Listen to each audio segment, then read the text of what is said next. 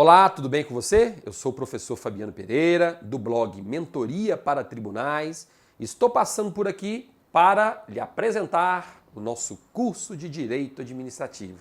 E nós estamos falando no momento sobre atos administrativos, que sem sombra de dúvidas é o tema mais cobrado em provas de concurso público. E se por acaso você ainda não conhecia o nosso canal, eu queria lhe convidar a se inscrever. É só clicar neste quadradinho aqui. Vai ser muito útil, sabe por quê? Porque quando eu postar um novo vídeo, o YouTube já manda direto para a sua timeline. Você não precisa nem ficar pesquisando. Todas as novidades já aparecem automaticamente no seu perfil. Combinado? Vamos lá então? Vamos dar continuidade aí. Nós estamos falando neste momento sobre os requisitos ou elementos do ato administrativo. E na aula anterior, quando eu fechei, eu deixei para você um enunciado, pedindo para você marcar esse enunciado, para você responder se ele estava correto ou errado. E me dizer o porquê. Vamos lá falar sobre isso então. Olha, o enunciado que eu deixei na última aula foi esse aí, ó. Olha o que está escrito. Sempre que a lei expressamente exigir determinada forma para que um ato administrativo seja considerado válido, a inobservância dessa exigência acarretará a nulidade do ato. Certo ou errado? Certo. Por que está certo? Olha, se a lei disse a forma desse ato administrativo tem que ser a forma X, acabou. Você não pode contrariar o que disse a lei. O ato administrativo não pode ter uma forma diferente daquela forma prevista em lei. Se isso acontecer, o ato é nulo. Vamos ver isso depois com mais calma. Ele nem é anulável, ele é nulo. Vai ser obrigatoriamente nulo, insuscetível de convalidação. Ele não vai poder ser convalidado. E é isso que eu quero deixar bem claro para você. Se por acaso a lei não disse nada sobre a forma, se existe uma margem para decidir, então o que fazer? Nada. Sabe por quê? Porque a lei sempre vai estabelecer a forma. A lei sempre vai estabelecer a forma. Por quê? Porque a forma do ato administrativo é um elemento vinculado. Tá claro? Às vezes o que acontece é o seguinte. A lei diz, ó, a forma do ato administrativo vai ser a forma X. Mas não diz que tem que ser obrigatoriamente a forma X. Só serve a forma X. Não disse isso. No caso, então, se o administrador público utilizar uma outra forma, o ato é anulável. Porque a lei não disse tem que ser essa obrigatoriamente. Só disse que a regra é que a forma seja X. Se usou outra forma e a finalidade foi atingida, vamos considerar. Ficou claro? Nós vamos falar sobre isso com mais calma quando a gente estiver falando de convalidação. Agora eu não quero aprofundar no assunto. Só quero que você entenda que quando você se deparar com uma questão dessa em prova, dizendo ó, que a forma é expressamente exigida pela lei, não há conversa. Tem que ser aquela e ponto final. Beleza? Mas se a lei simplesmente disse qual é a forma, sem dizer que tem que ser aquela forma, sem colocar aquilo de forma expressa, de maneira expressa, então, se for utilizado uma forma diferente, ainda assim o ato pode ser convalidado. Vamos falar sobre isso depois. Vamos lá então. Voltemos aqui à sequência. Vamos dar continuidade aí, falando sobre os próximos requisitos ou elementos do ato administrativo. O terceiro deles é a finalidade. O que é a finalidade? A finalidade é o efeito jurídico mediato. Veja que não tem um i aqui, ó. Eu vou até apagar. Veja que não tem um i aqui na frente. Eu disse mediato. Mediato significa o quê? Secundário, no segundo momento. Então a finalidade é o efeito jurídico mediato que o ato administrativo produz. Ou seja, quando eu estou tratando da finalidade, a pergunta que eu faço aqui é a seguinte: para que serve esse ato administrativo? Isso é a finalidade. Para que ele serve? Estou falando da finalidade. Acontece que a finalidade pode ser estudada também em sentido amplo e em sentido estrito. Quando me refiro à finalidade de um ato administrativo em sentido amplo, fica facinho você guardar. Por quê? Porque a finalidade em sentido amplo é sempre satisfazer o interesse público. Só isso. Todo ato administrativo tem por finalidade, em sentido amplo, a satisfação do interesse público. Entretanto, existe ainda a finalidade em sentido estrito. Em sentido estrito, a finalidade do ato administrativo qual vai ser? Vai ser, na prática, no caso em concreto, ou melhor, um preenchimento de um objetivo específico. Vamos pegar um exemplo. Qual é a finalidade da remoção ex officio de um servidor público, de um estado para o outro, trabalhando no mesmo órgão?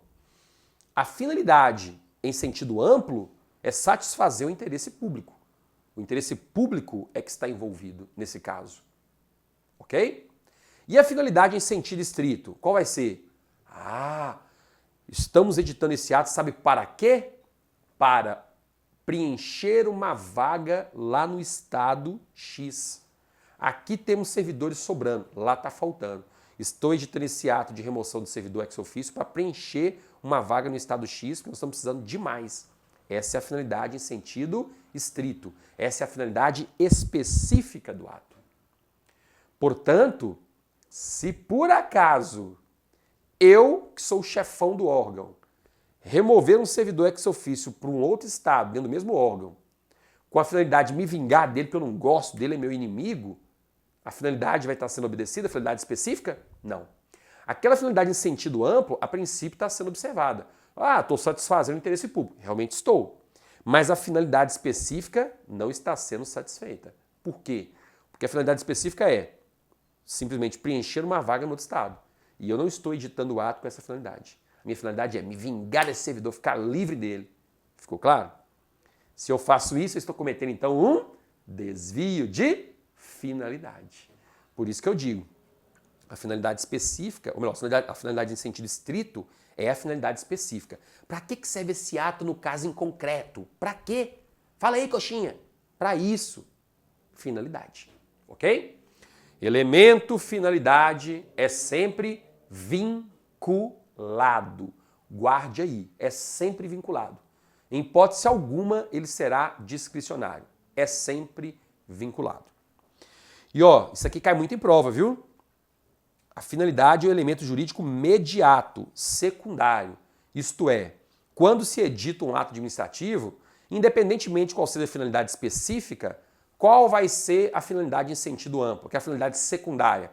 É a satisfação do interesse público. Sempre vamos satisfazer o interesse público.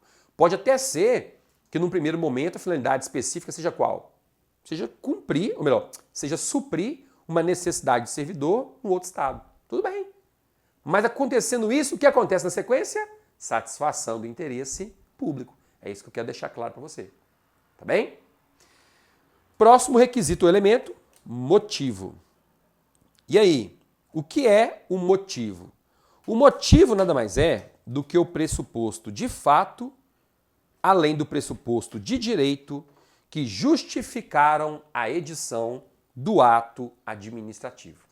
Aqui no nosso curso, quando a gente falou de princípio da motivação, eu expliquei isso com bastante detalhes. Veja, o que é um pressuposto de fato? É o acontecimento que editou, ou melhor, que justificou a edição do ato. Qual é o acontecimento, qual é o fato que justifica a edição desse ato? Isso é o pressuposto de fato, é o acontecimento real. E qual é o pressuposto de direito? É o dispositivo da lei que autoriza a edição daquele ato. Então, ou melhor, quando eu for editar um ato administrativo, eu tenho que apresentar o acontecimento e apresentar o dispositivo de lei que justificam a edição do ato. Isso é o motivo. Está bem? Isso é o motivo. E a expressão motivo é diferente da expressão motivação. Por quê? Porque a motivação nada mais é do que apresentar os motivos por escrito. Quando eu estou indo para o computador digitar assim, eu, Fabiano, agente público competente, estou editando esse ato de concessão de licença maternidade para a servidora tal, porque ela compareceu aqui no órgão de posse de um atestado médico, de um laudo médico. Isso é o fato, isso é o acontecimento. Então ela compareceu a esse órgão de posse do laudo médico, dizendo que o passo estava marcado para tal dia, e, com base na lei 8.112, artigo tal, da Constituição Federal, artigo 7º, concedo a licença maternidade. Pronto. Então eu coloquei por escrito ali qual é o fato, o atestado médico, marcando o parto, e qual é o direito, o pressuposto de direito, que é o artigo de lei que autoriza que me autoriza, né, a conceder essa licença maternidade. Ficou claro? Então esse é o motivo. Quando eu escrevo isso no computador, eu estou motivando o ato. Por isso eu digo que o motivo é uma coisa, motivação é outra. E para reforçar, apesar de eu já ter tratado sobre isso durante o nosso curso, veja, é muito comum você encontrar em provas questões sobre a famosa teoria dos motivos determinantes. O que é isso? É aquela teoria que diz o seguinte: existem alguns agentes públicos que, quando vão motivar um ato, acabam mentindo, acabam falando inverdades, acabam apresentando motivos, ou seja, fatos e artigos de lei que sequer existem. Se isso acontecer na prática, o ato administrativo tem que ser anulado. É isso que diz a teoria dos motivos determinantes. Suponhamos então que eu sou servidor do departamento de pessoal, e aí, em determinado momento, a servidora compareceu com laudo médico. Eu nem conhecia a servidora, tá? O órgão é muito grande. Ela apareceu com aquele barrigão, laudo médico, eu olhei e falei, a mulher tá grávida. E aí foi concedida uma licença de 120 dias, que pode ser prorrogada por mais 60, 180. Uma semana depois da suposta data do parto, alguém chegou comigo e falou, Fabiano, você viu a servidora fulano de tal? Cara, eu não sei quem é, não. Não é uma que saiu de licença gestante, procurou semana passada. Ah, sei, o que tem? Cara, a mulher não tá grávida, não. Moço, eu vi a mulher com um barrigão aqui, ô coxinha, você tá doido? Pois é, ela não tá grávida. Falaram que ela é meio, né, tá alguns problemas de saúde aí. E aí, eu tava andando com a almofada agarrada na barriga, não sei o quê. É mesmo? Gente, o motivo que eu utilizei para conceder a licença gestante, a licença maternidade, ele existe? Não, ele não existe. Claro que isso não foi falha minha, isso foi uma fraude, mas ele não existe. Então o que vai acontecer? Com base na teoria dos motivos determinantes, eu vou anular o ato. Isto é, qual foi o motivo determinante para editar o ato? A gestação, a maternidade. Esse motivo não existiu. Então o ato tem que ser anulado, porque a concessão do ato é ilegal. Tá entendendo? Então isso é o que diz a teoria dos motivos determinantes. Se um motivo foi determinante para editar um ato administrativo, se amanhã ou depois se descobre que esse motivo é inexistente, que ele na verdade não existiu, então o ato tem que ser anulado. Porque não tem como eu manter alguém de licença maternidade se esse alguém não está grávida. Se esse alguém não tem esse direito, porque não está grávida. Não tem por que manter. Então vamos anular esse ato. Ok? Lembrando que o elemento ou requisito motivo, ele é discricionário. Então o elemento motivo é discricionário. Fica a cargo do agente público. Essa é a regra geral. Ah, professor, mas é correto dizer que ele vai ser sempre discricionário? Não, ele não vai ser sempre discricionário. E até aproveito a oportunidade para te trazer isso à tona. Olha só, uma gestante compareceu grávida perante a minha pessoa. Eu sou o chefe do departamento pessoal. Uma gestante compareceu grávida, me entregou o laudo médico, falando, olha, amanhã eu já quero começar a usufruir da minha licença maternidade, porque meu parto está marcado para amanhã. Gente, nesse caso, o motivo é discricionário ou é vinculado? Eu tenho condições de falar com ela, não, você não vai marcar para amanhã não, vai marcar para no máximo, no mínimo daqui a 2 semanas. Estou precisando de você demais. Eu posso fazer isso? Não. Nesse caso, eu como servidor do departamento de pessoal, eu estou simplesmente obrigado a conceder a licença. Eu não tenho escolha. Perceba que nesse caso, então, a concessão dessa licença é de natureza vinculada. Está entendendo? Então, às vezes, todos os requisitos do ato administrativo estarão previstos onde? Na lei. Cuidado para quando for responder as questões de prova. O mais comum é nós encontrarmos enunciado dizendo que o motivo é discricionário. Tudo bem. Mas nem sempre isso é verdade. o motivo pode ser tanto discricionário quanto vinculado. Vai depender do formato de elaboração da questão. Ficou claro? Beleza até aí? Então, no ato vinculado, o motivo e o objeto serão sempre vinculados. No ato discricionário, o motivo e o objeto serão discricionários. Vai depender muito de qual é o ato que nós estamos analisando. Beleza? E por último, temos o elemento objeto. O que é o elemento objeto? É o efeito jurídico imediato, ou seja, primário, que o ato administrativo produz. Quando eu estou me referindo ao objeto, gente, eu quero dizer o seguinte. Na finalidade eu digo, para que esse ato foi editado? Para que? Finalidade. No objeto, que é o efeito jurídico imediato, eu estou dizendo o que vai acontecer agora, imediatamente, que o ato administrativo foi editado. Tá vendo a diferença? Isso no objeto. O objeto pode ser discricionário ou vinculado. A mesma coisa que eu expliquei agora há pouco em relação ao motivo. Vou te dar um exemplo aqui. Olha, acabou de ser publicado no Diário Oficial uma portaria demitindo um servidor do cargo X porque ele cometeu infrações gravíssimas. Foi instaurado um processo administrativo contra ele, foram assegurados o contraditório e ampla defesa, mas no final das contas ele foi demitido. Tá claro? O que vai acontecer imediatamente quando ele for demitido? Ele vai ser desligado dos quadros da administração. Ele não é mais servidor público. Esse é o efeito jurídico imediato. Foi publicada a portaria de demissão, acabou, ele não é mais servidor público. Entendeu? Qual é a diferença da finalidade para o objeto? O objeto é o que acontece imediatamente. A finalidade é o que acontece na sequência, que acontece depois. É o efeito jurídico imediato. Beleza? A professora Maria Silvia Zanella de Pietro, ela diz o seguinte, para ela, o objeto é o efeito jurídico que o ato produz. O que o ato faz? Ele cria um direito? Ele extingue um direito? Ele transforma? Quer dizer, o objeto vem descrito na norma. Ele corresponde ao próprio enunciado do ato. Isto é, ato administrativo de demissão do servidor.